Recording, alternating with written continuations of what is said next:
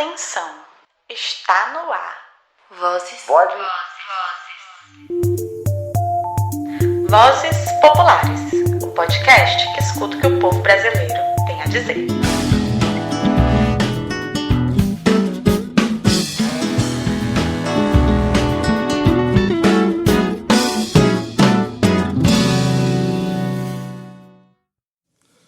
E aí, pessoal, eu sou Gabriel Siqueira, professor de História e militante das Brigadas Populares aqui do Rio de Janeiro. Queria falar um pouco com vocês, rapidamente, sobre fascismo e racismo e capitalismo, né? Primeiro que perguntas erradas não têm respostas certas, né? As pessoas começaram com alguns questionamentos. Antifascismo ou antirracismo? Isso me remonta a algumas outras perguntas. É preto ou negro? E várias outras polêmicas. Raça ou classe? E várias outras polêmicas. É muito difícil você pegar questões equivocadas e responder de forma correta, de forma assertiva. Então, assim, vamos focar no racismo estrutural, que está intrinsecamente ligado ao fascismo e ao capitalismo. Então, um pouco de história para a gente. Nós não conhecemos a história do continente africano. Titina Silá, Amilcar Cabral, Aimé Césaire, Frantz Fanon, Nelson Mandela, Winnie Mandela, Samora Machel, Patrick Lumumba. A gente poderia ficar aqui citando muita gente nessa luta. A gente não conhece o movimento de independência do Egito, por exemplo, que durante o período da chamada Guerra Fria, os ingleses vão embora e fecham o canal de Suez, e os egípcios tinham uma grande dificuldade de organizar aquele canal que é vital para a existência e para a estratégia do Egito e daquela região ali entre a África e o Oriente Médio, né?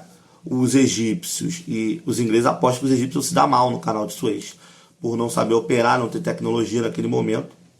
E os egípcios pedem na época a ajuda dos soviéticos, que ajudam, e os ingleses, quando vê a merda que fez, acabam não conseguindo voltar. E esse é um processo, por exemplo, de independência do Egito, que a gente não fala muito, que está na África, né? Alguns acham que está na Ásia. O Egito é um país africano. A Segunda Guerra Mundial começa com a invasão do Mussolini à Etiópia. É importante dizer o seguinte, que eu vou adaptar capitalismo com fascismo pelo seguinte sentido. Primeiro que você associa ao fascismo o Franco, o Salazar, o Hitler e o Mussolini. Esses quatro aqui. Mas outros países ditos democráticos, que é uma parte da esquerda gosta de falar, como, né, Suécia, Suíça, a Bélgica. Bélgica, o que os belgas fizeram no Congo, né, junto com a ONU, amarraram e assassinaram Patrick Lumumba. O rei Leopoldo botava o filho dele lá com as crianças, vendo as crianças negras em gaiola.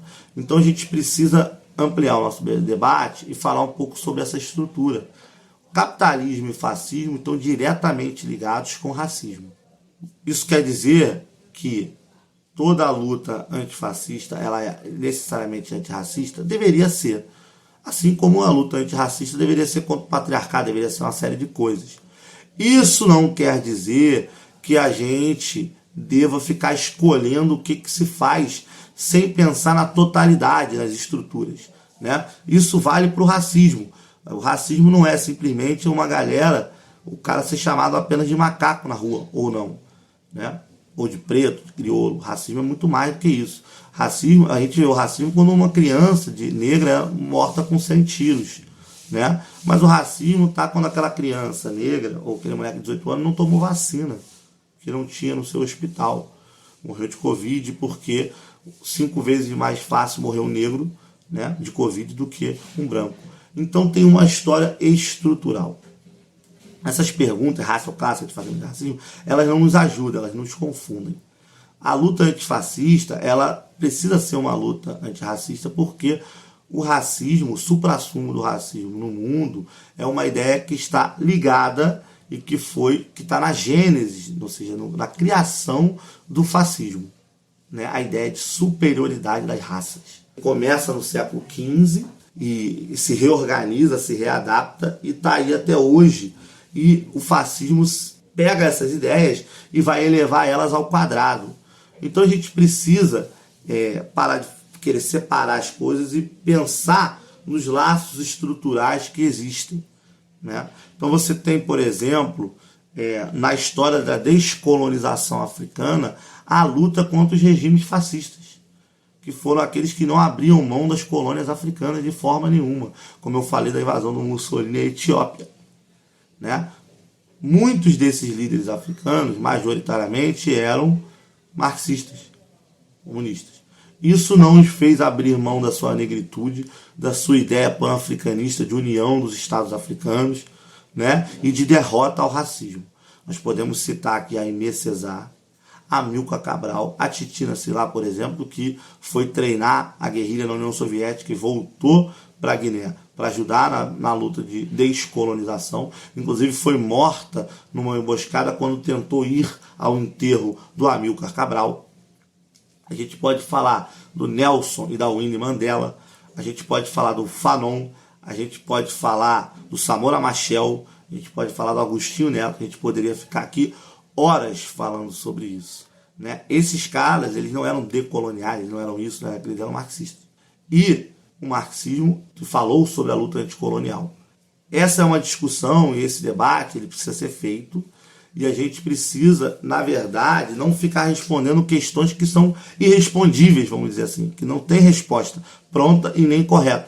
Porque as questões por si só, elas são mal formuladas, elas fazem com que a gente entre numa sinuca de bico. Então, se há um antifascista que reproduz o racismo como há mesmo, existe, porque o racismo é estrutural na nossa sociedade, ele precisa o que é a luta antifascista, que os movimentos de independência na África têm muito a ensinar. E o contrário também. Nós que lutamos por democracia e todos que lutam contra o racismo, né, eles têm que lutar contra o fascismo, sim. O fascismo não é algo que a classe média torna abstrato. Não é o Bolsonaro dizendo que é isso, que é aquilo. O fascismo é aquilo que hoje matou o Guilherme, apanhando até morrer, que matou o João Pedro, que matou o George Floyd. O fascismo está presente nessa ideia. E ele está entre nós, mesmo no Estado democrático ou na tentativa de Estado democrático de direito. O fascista do futuro, como dizia Teotônio dos Santos, um intelectual brasileiro latino-americano, ele não vai vestir verde e usar botas, necessariamente. O fascismo do futuro, não é aquele fascismo que a gente via lá do Mussolini, clássico, ele está entre nós aqui, agora, e precisa ser combatido por todos. Pátria livre, venceremos.